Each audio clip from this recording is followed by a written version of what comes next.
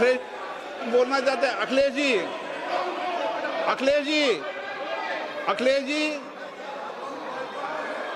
अखिलेश जी, महोदय, अध्यक्ष महोदय, ये अध्यक्ष महोदय, ये अध्यक्ष महोदय, आपको नहीं बोलने दे रहे। अध्यक्ष महोदय, अखिलेश जी, आपको नहीं बोलने दे रहे। ये मुद्दा कांग्रेस, समाजवादी पार्टी, बीजेपी का नहीं है। ये मुद्दा युवाओं और छात्र नौजवानों का है। तो आपने इनको बुलवा दिया, क्या समझौता कर लिया आपने? क्या आपने क्यों नहीं बोलने दिया हमें? अध्यक्ष आपको मैंने बोलने के लिए कहा। एक मिनट प्लीज। नहीं, आपने समझौता क्यों कर लिया फिर?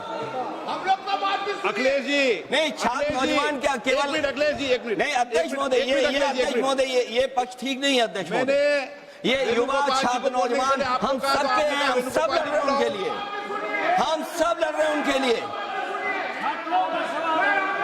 और जब छात्रों की नहीं सुनी जाएगी तो सड़कों पे आएंगे। और जो सरकार ने व्यवहार किया है, इस्तीफा तो क्या है? इस्तीफा तो जब चाहेंगे तब मंत्री ले लेंगे, सदन के बाद ले लेंगे। लेकिन सवाल ये, जो छात्रों के साथ व्यवहार हुआ है, उनके हाथ तोड़े, सर तोड़ा, उनके कपड़े फाड़े, क्या बेटियों के कपड़े फाड़ेंगे आप? हम और राहुल नहीं थे।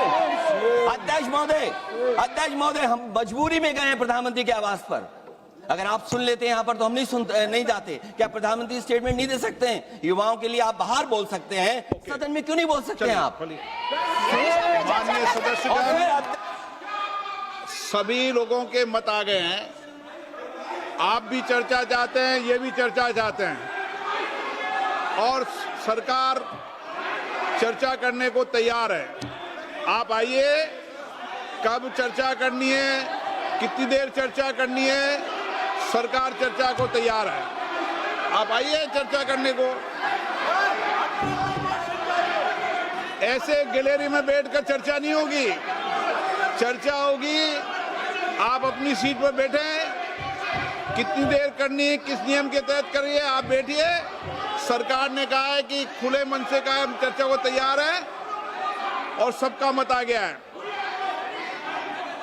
अब आपके आपस के विवाद को मैं सीट पे बैठ के नहीं मिटा सकता।